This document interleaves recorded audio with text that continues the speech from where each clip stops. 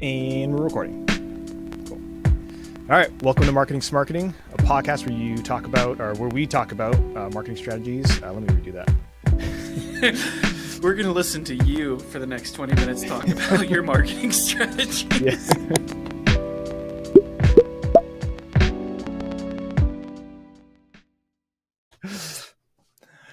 Welcome to Marketing Smarketing, a podcast where we talk about marketing and strategies to help grow your business. I'm Nate Wan with Product Marketing Leader. I'm here with Sal Bunicor, Marketing Coordinator for Technology Leader Companies. How you doing, Sal? I'm doing good. Just enjoying the joys of podcasting, trying out some new equipment. Hopefully, if you're watching this my camera feed looks a little better. If you're listening or watching too, audio goes both ways. Hopefully, it sounds a little bit better. Nice. So yeah, just some cool new equipment. It's a fun day. I love gear. I should start a podcast on gear. that in our drama docu-series podcast. We'll get both those going. Oh yeah, what were we going to do it about? I can't remember. That we talked about way too much movie stuff last time. I don't think too much is. I don't think that's the thing. Anyways, but speaking of what we talk about, I thought we'd add a little structure to our podcast starting from today. And so structure, we shouldn't just banter for the first 5 minutes. No, and we can, but we can do whatever we want. But I thought I'd add in some marketing news. So let's go into our first segment. So marketing news, let's just dive in a little bit to what I found. So I just got three quick things. The first thing I thought looked interesting was Adobe has a new tool. Apparently, it's a real-time CDP collaboration. So CDP being customer data platform. So if you don't know what that is, or Sal, I've never heard of this before, but Sal, if you know what it is, great. But basically, kind of almost like social media for brands and publishers, but not really social media. Just more of a way for them to connect, kind of like you connect on LinkedIn and share non-private consumer data. So basically the data that is open for people to use, and it basically brands and publishers sharing similar consumer contacts. Interesting. And that's like Adobe, like our friends Adobe at like Photoshop and Premiere and After Effects at Adobe, right? Yeah. Mm-hmm. Adobe. Interesting. I didn't know they got into that kind of side of stuff. Well, I'm sure they have a ton of stuff, but I think I was reading that I think Coca-Cola started using it and some other big names started using it. But I'm surprised it doesn't exist already. Just kind of like a sharing, like, hey, here's our customer base and none of their private data. Like, does this match with any of your customer base? Let's share. What do you have? So I thought, it was a cool idea. Pushing the way forward. Moving on, the next point, we'll try to go through these quickly, not take too much time. I saw something that talked about the Super Bowl ads and the metrics they were getting. So, Sal, you ready for this? Go for it. 63 ads were shown during the Super Bowl, which is, whatever, 63 ads. That seems fine. 57 unique advertisers, meaning people who haven't done it before. Interesting. What would you say? Let's see. What would you say the price of a 30-second ad at the Super Bowl would be? Approximately. I know it's in the millions. Yeah. Am I grossly undershooting by saying like 1.2 million? Undershooting? Yeah. Oh, it's crazy. So are we at like at least 2.5 then? No, we are at 8 million. Oh my God. Is the approximate price for a 30-second ad during the Super Bowl. And that's not including any celebrities you're paying to be a part of it. Even the content creation piece, that's not even making it. That's just reserving that 30-second slot. A 30-second slot. Jeez. $8 million. Oh, man. So, product marketing leader's not there yet. No, we are not buying any Super Bowl ads anytime soon. And if we get to that point, I will probably not be running a podcast anymore. Yeah. What is that? Like, it's like 2-3 tanks. You can buy 2-3 tanks with that. I don't know. I could be way off on that too. Actually, that's probably way off. Yeah, I don't even know how much a tank goes for, but on to the next point. It was that was 1 million, about 1 million increase from last year. So last year, I guess the approximate price was 7 million. Dang, I didn't even realize it was that much. That's crazy. Yeah. Too much money in this world that just gets thrown around. But I closed it out. But like I think it said like the peak amount of viewers were like 157 point something million at the peak, like the peak point. Yeah, it was some crazy stuff. I did hear that viewership drastically dropped though after Kendrick Lamar his performance ended. So I'm guessing that's because it was people were there just to see Kendrick Lamar and weren't super hyped about the rematch of Kansas City Philly. But I would say probably more to do with what the score was at that point. Well, that too also. They can't come back for this. Yeah.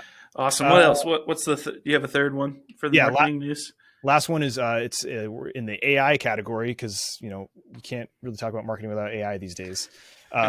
First topic was Perplexity, which is the browser search. It's an AI search like browser search engine. They announced a new browser. Sorry, Perplexity is a search engine, and they announced a new browser called Comet. So interesting. Perplexity is, for me at least, and I think for a lot of people, has become the go-to like Google. Like you go and you search something, gives you all the links and stuff. So they're coming out with a browser called Comet, and that's all I have on that. Interesting. Do you at least know when it's launching? Nope, I don't. Nope. I probably should be a thing coming. It's going to be a thing coming. You just sparked my curiosity. Now you're just leaving me out there to hang. Well, we're a podcast. We can Google stuff, right? We can Google. That's true. Yeah.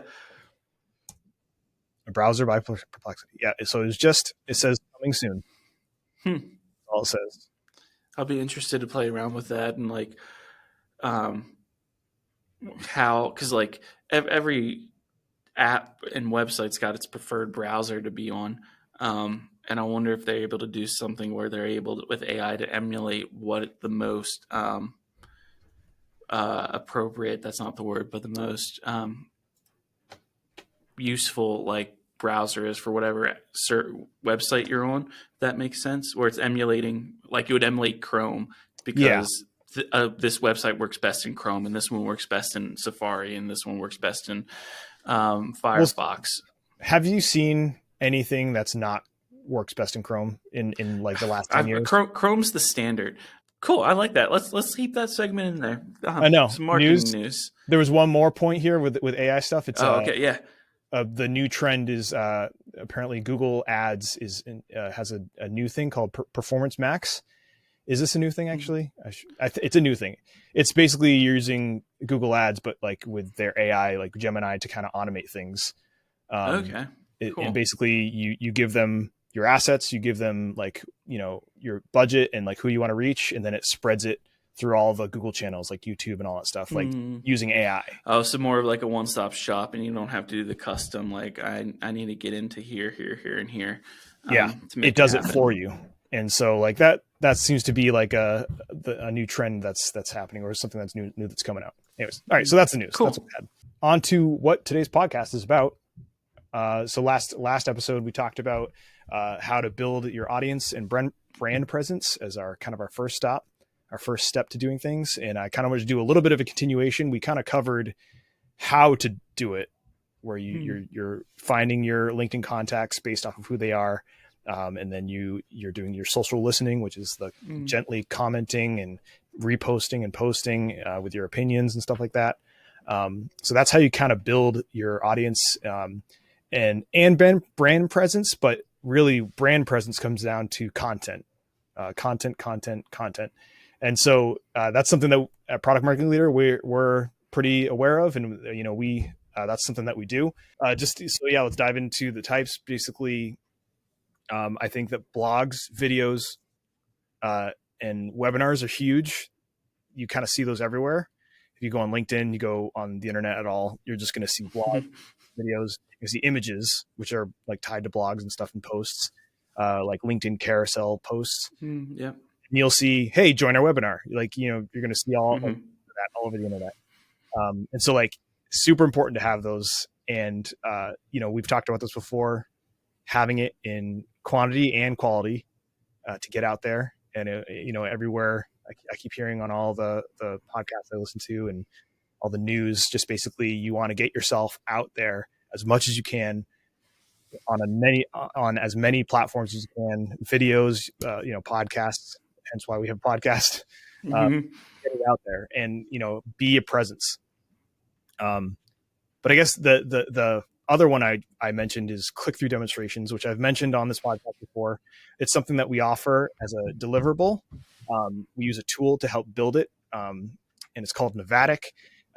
It just basically lets you easily build click-through demonstrations of your software, of your product, of really anything that you want to do. And it's a good way to separate from the blogs and videos and all that stuff. Because like the blogs, videos are great, but you see they're all over the internet. So, but if you had something like a click-through demonstration, it'd be great. Now, Like staying on click-through demos and especially using Novatic, I am no demo creation coding specialist, and Novatic's their tool to make click-through demos is super easy, and I was able to make a pretty high level demonstration for one of our clients in 15 minutes, maybe. And granted, we've done some revisions on it since, but the fact that I could create a super polished finished product in 15 minutes where I could hand it off to the client and be like, hey, here's a good first round. Like, what's your thoughts? And it's like 2 changes that because Sal mistyped something or whatever the error may be. Which like that's impressive. Spelling it's is my downfall. Achilles heel all the time. And we'll talk about a tool later, but like, man, the spelling gets me. But click-through demonstrations, just to be clear, and to kind of clarify what we're talking about. So click-through demonstration is if you've ever used new software or, you've downloaded a game on your phone and the first thing you do is they kind of show you, hey, to start, do this, like, hey, click here to see all your documents or, and then there's a bubble that pops up over here saying next, you can take your documents or you can do whatever you're doing and, send it to someone you want to share it with. And like the little pop-up bubbles that kind of show you the instructions and kind of the tutorial on how to use that product or that software. This is what you're creating with the click-through demonstration. We work with a lot of software as a solution companies. And so often they have to demo their product. And so we're often doing demonstrations like this, and it's a good way to automate it. It's a good way to do it, have a demonstration without you there. You can send it to someone.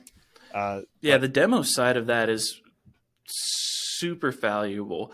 But I feel like the marketing potential for a click-through demo gets overlooked a little bit as well, where it's like in a day and age where people want to get hands-on a product before they buy it, that's a challenging thing to do with a software without giving the software access to someone. And there's some companies that do a great job of like trial versions and really managing that. But at least in our world, like ERP is a pretty hefty software just to give out to someone. So these click-through demos are a really easy, tangible way to allow someone to get hands-on with a product, with a solution, without having to have live software access for every person who wants to come in and figure out and are looking to buy, and can do a lot of your sales legwork for you before you even talk to a client. So super, super overlooked and very valuable piece of content that we get to use. Yeah. And, my biggest thing is, I'm telling people all the time, like get your content out there. This is what's going to build your presence and all this stuff. But really the click-through demonstrations are great because they kind of, in my opinion, they kind of tie into one of the most useful things to have in your arsenal is a tool that they can only get on your website, something that drives traffic back to your website. If you have blogs and videos, that's great. They can consume that, they can read it, they can watch it. But really something that really drives traffic well is a tool that only you have. And like someone's going to remember, oh, like this website had this calculator or something. Click-through demonstration is one of those things.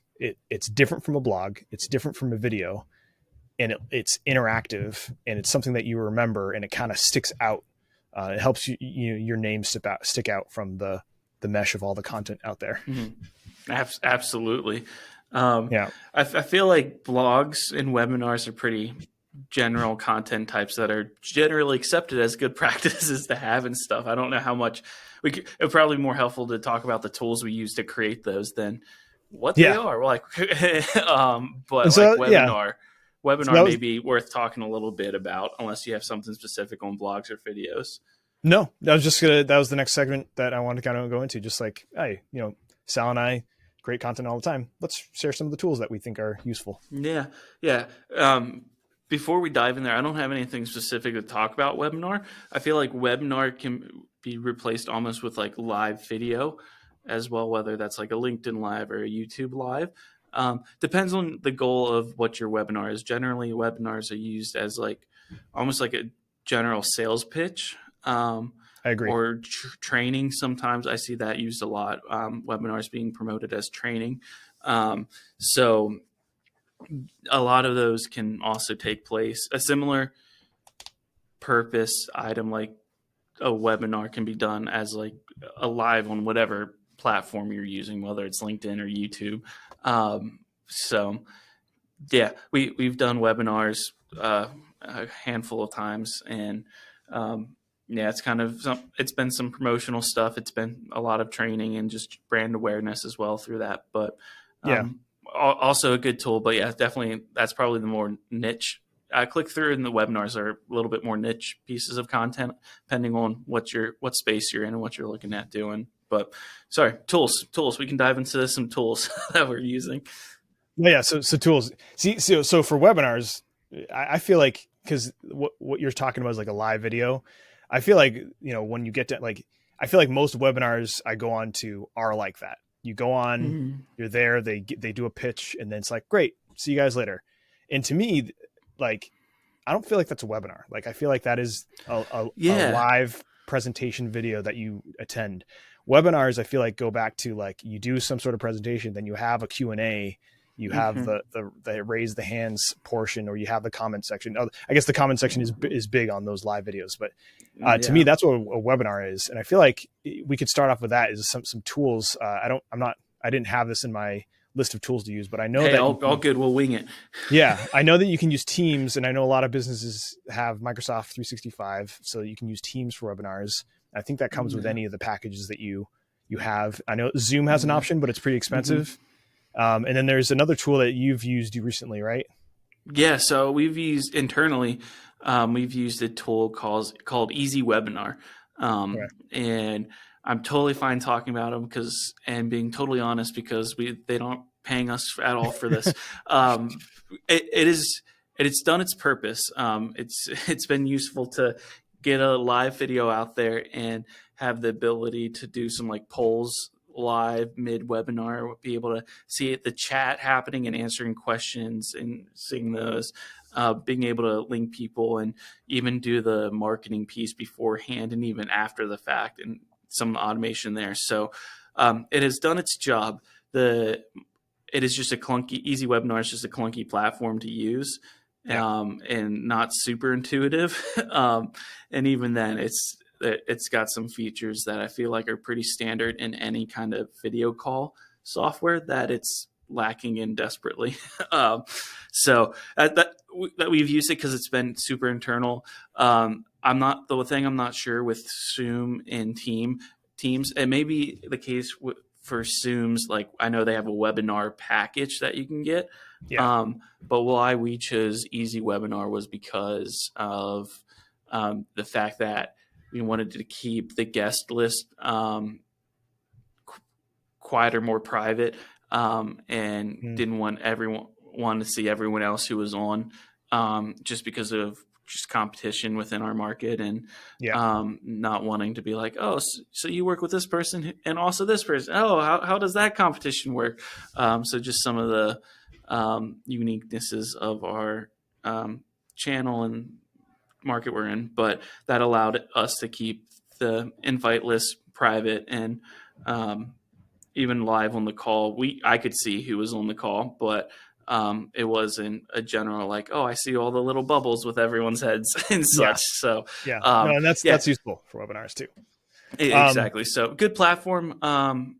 It has its quirks for sure, but accomplish what we're doing. Even we're talking about like, wow, what would it look like for us to start using Teams or Zoom instead? So not married to it, but yeah, that's about all I can say for webinars. Nice. So I guess we'll go on to the next tool that I had, which actually, if I'm going to be honest, I don't use it as much anymore, but Canva is a big one. I feel like a lot you of may people not use it a lot, but I use it almost daily. Yeah, you talk about because I knew you have like you have the paid version of it. I just use the free version. Yeah. But, so Canva is a extremely user friendly photo editing, photo creation, image creation, even some video editing stuff. Yeah, composite stuff. So it started as pretty basic and like, hey, you could do some basic, toss a couple graphics together. But it's really come into a full-fledged software that I even create some short videos on there with stock footages and some images and such. So yeah, I currently use Canva to create still images that we put on LinkedIn, whether that's with a photograph that I need to impose some words over in our logo, or even taking pieces of clip art or stock photos and editing them up and working them out to get whatever I'm trying to go for. As I said, some videos in there as well, like taking some stock images and just having to chop them together real quick. It's super useful, and you don't need a lot of experience in any kind of Photoshop, photo editor, or even like a full-blown video software, and you can get a lot done for free. Actually, you can do it for free. We pay for it for some of the pro features that it has involved with different editing tools and even some of the AI functions with it. I use the free version though, and it's great. I mean, it's enough for what I use. Exactly. Yeah, you can go a long way on the free version of Canva for sure. And yeah, honestly, like even I know one of the tools coming up on the list is video editor that I'm 100% all about. But like, if you don't have any video editing experience, if you don't have any experience in like a Photoshop-esque kind of tool, like Canva is a great place to start because it's super easy, super user-friendly. A lot of easy tutorials built into Canva, and yeah, you can get as simple and as complex as you would like to in Canva. And then whenever you're kind of hitting the creative limits there, that's when you can start looking at some different tools then, which one of them being DaVinci Resolve. I know there were so many transitions there. I was like, it's free, it's easy to use. I was going to transition because something that annoys me about Canva is on the free version, you can't work with transparent images. Like I didn't realize that. Yeah, when you download something, you can't have something without a background. It's going to be a black background. It won't give you a transparent PNG or something. And that's something that annoys me, which then I just go over to DaVinci Resolve and I can do it there because I know it well. But yeah, but before we talk about DaVinci Resolve, because I do think that it is for people who are familiar with editing tools. I did want to bring up that recently I did the deep dive of like Microsoft products because we were like, which products are we not using? Or internally, internal budgeting discussions. Exactly. Our own internal stuff. We were kind of thinking like, hey, are there any tools that we already pay for that we could replace with something that we are also paying for? And one of them is Microsoft 365. They have a video editor. Did you know this? I did not know they had a video editor. Yeah. How does that work? Clipchamp. What is it? Hold on.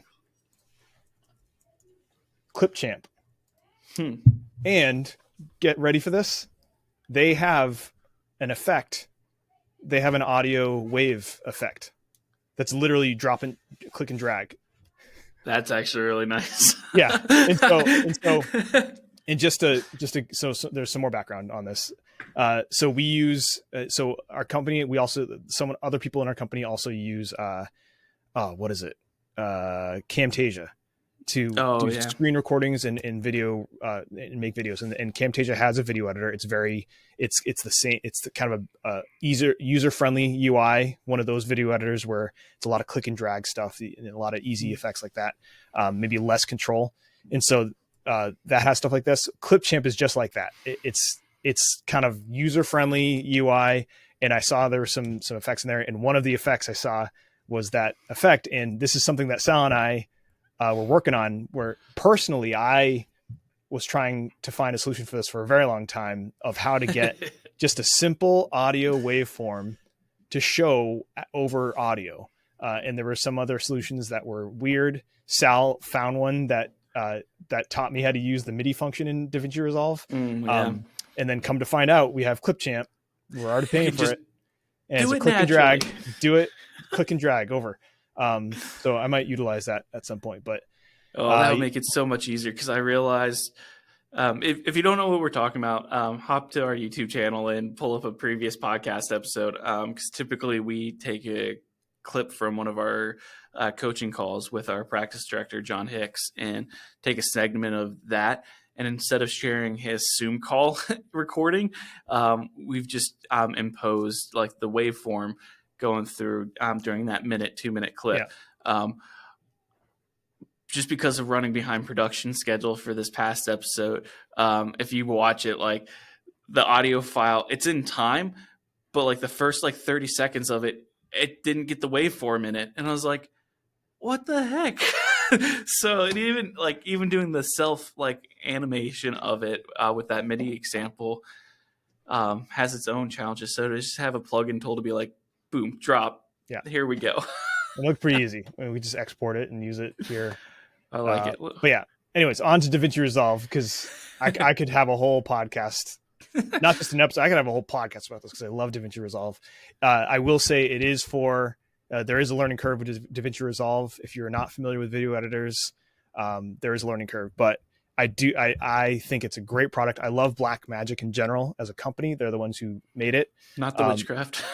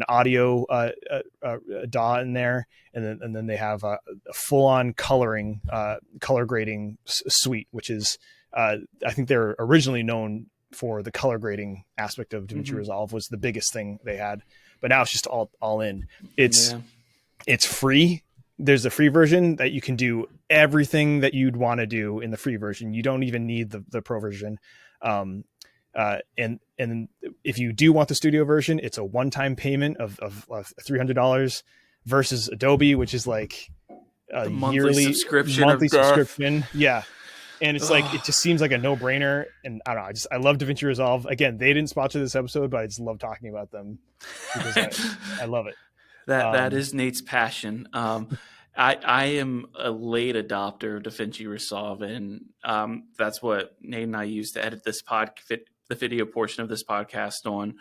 And not only I work for a subscription company. I love subscriptions, but Adobe has been so subscription heavy when they switch to that model, and it's so expensive, and to get all these different tools that DaVinci does all together in one is crazy. Like with just DaVinci alone, you've got Premiere Pro, which is Adobe's photo editor.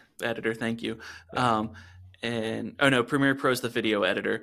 Photoshop is the world famous still image editor.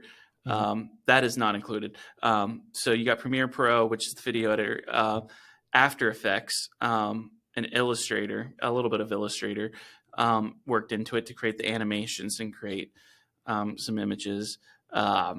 and there's probably one or two others. I don't know if Adobe even has like a digital audio workstation at all. I think they do. Oh, what is it? I can't remember. So Illustrator is one that Adobe, isn't it? Illustrator Adobe, I isn't think that? it's Adobe uses Illustrator, After Effects, Premiere Pro, whatever their audio workstation is, like Audition. So like DaVinci Resolve does 4 of Adobe's apps internally in one, if not more, that I'm just missing. So like just that alone for free. This isn't. We're not even talking about cost yet. And then if you do want, I don't use the paid version. Nate just upgraded to the paid version. And there's some cool like AI tools within the paid version, but like just with the free version alone, I've been able to replace 4 Adobe apps. Granted, there's a learning curve. I'm coming from the Adobe world, so there was some frustration and heartbreak there. And I was just like, I'm done. I'm breaking up with you. We're done. And I've now jumped on the DaVinci bandwagon, and I have a learning curve. I'm looking up how to do stuff almost every time I use it, but it's quick to pick up, quick to find answers, because there's a huge community of people like Nate out there who are willing to answer any question whenever it may come up. I'm constantly on the DaVinci Resolve subreddit answering people's questions because I just love doing it.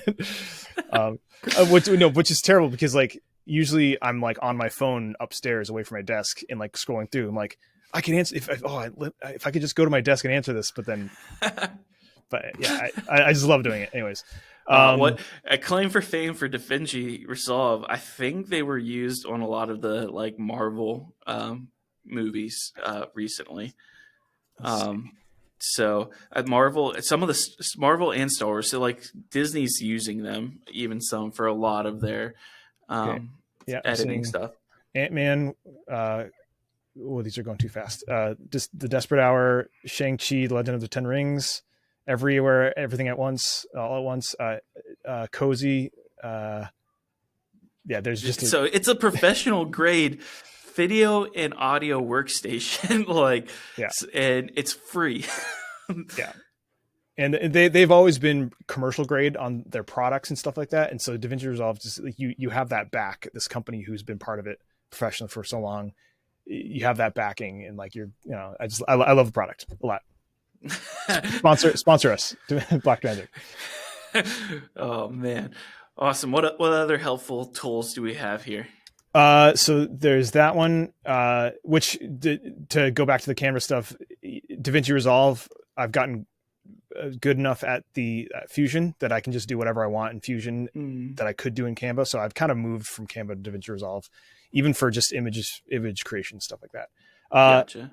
The next tool I had was basically just in general royalty-free websites.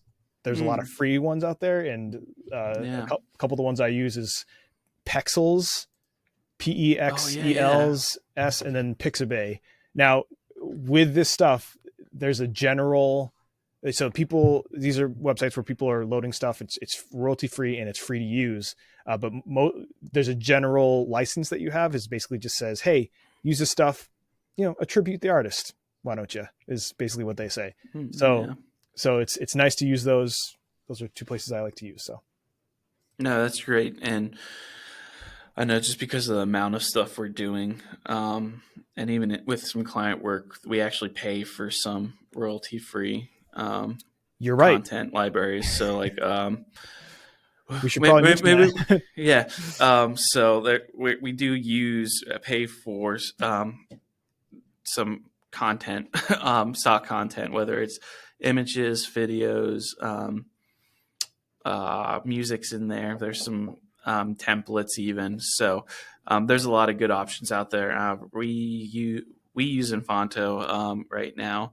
I think that's how you pronounce it. Envanto, And then I've used pieces. What are they called? I see them pop up on this ads on social media for me all the time. Draw a blank on it. Can't remember. Artlist is a big one. Artlist, that's it. Yeah, I used Artlist in the past, and They've got some like sister companies. Like Artlist, I think, is the music version. They have a Yeah. stock video and still version as well. I've used all of those, and again, they're solid. It's just kind of some style and what you're looking for to use. But yeah, Yeah. that's kind of crucial if you're creating content, especially when you're limited on some like resources of like cameras and such, and you can't make your own um, like your own stock images and footage right away. Um, And it's just but quicker.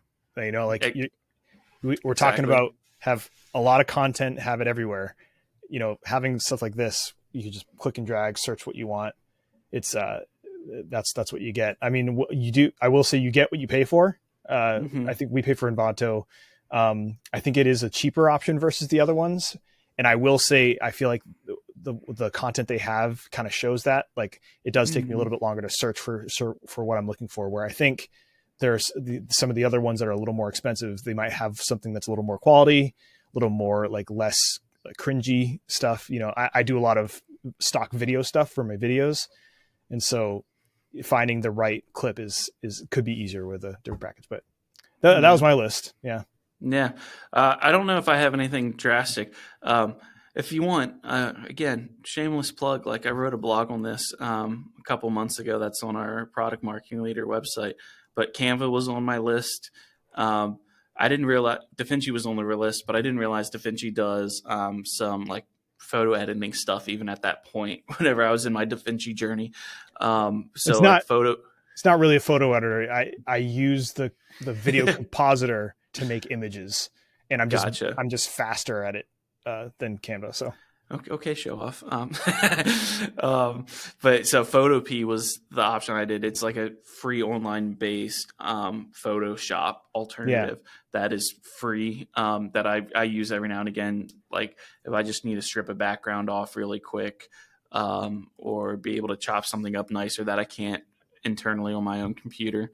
But like a big piece for content creation that I think it's overlooked all the time. Like I already talked about, like not having cameras, not having great cameras. Um, most people's cell phones have phenomenal cameras built yeah, into it, and then so like you have a camera at your disposal. Probably my iPhone's sitting around here somewhere. Even if you don't have an iPhone, you probably have a great camera in your cell phone still. Um, and then there's a bunch of great free apps, photo camera apps on top that you can get that allows you to control the aspects of your um, cell phone camera even more than its internal app does. So, speaking as an iPhone user, like the iPhone camera app is great, but I think it's Blackmagic actually that has a free camera app for smartphones that yeah. gives you a lot more control of aperture, all the all of it that you can control. There's some things you still can't control off a cell phone. It's not a full blown cinematic camera, Well, but it's just because it's not there, right? The cell phones don't yeah. have, you know, you can't change the focal length because they're fixed into the camera unless you Hmm. switch the lens. There's some things that the phones just don't have that obviously you can't control. But Blackmagic, I love that. I used to before Blackmagic had that app. I paid for not Filmora. There was another one I paid for. I think there's a motion app I paid for. But then I found there's a loophole where if you've ever purchased a gimbal for your phone, for like a gimbal Oh, stabilizer for your phone, a lot of those gimbals come with an app that's free, and you can just download it without the gimbal. And yeah. those let you change the ISO, they let you change the shutter speed and all that stuff. DJI, I think that's the gimbal that I've had for my phone. DJI, yeah. They're yeah. They have a solid camera app too. That does cost money, I think. But yeah, is this the image Yep. Blackmagic? Blackmagic Yep, camera. Blackmagic camera or Blackmagic Cam. Yeah. So just in case you're looking it up and you're like, I can't find a Blackmagic camera. Blackmagic, one word, and then Cam, CAM. But Yep. yeah, so your phone is a phenomenal tool that you can use in content creation as well. Even if it's taking some images to use on Canva, I feel like all these kind of connect a little bit. So what you got your phone to take some pictures or some videos, what you don't have time for to create with your phone. You've got your royalty-free websites, and then you can use DaVinci to edit those videos, Canva to edit those images, and boost them up. We could just go read my blog. I was going to say we could talk about like distributing methods and what we use and such, but you can go read the blog for some more information there, because we're way over time. This is going to be fun to edit down. No, we'll just keep it straight. Anyways, I knew this was going to be longer because I knew this was going to be fun, because we're talking about the tools we use, about content creation, which we both love to do. So that was our podcast. Marketing Smarketing is a product marketing leader production. All writing, editing, and engineering is done by either me or Sal. There are no sponsors for this episode. We do plan on releasing episodes. None yet. Yes. Who's going to be the first? Of all the products we talked about for free. We do plan on releasing episodes every other week, so be sure to look for the next episode on your favorite podcast platform.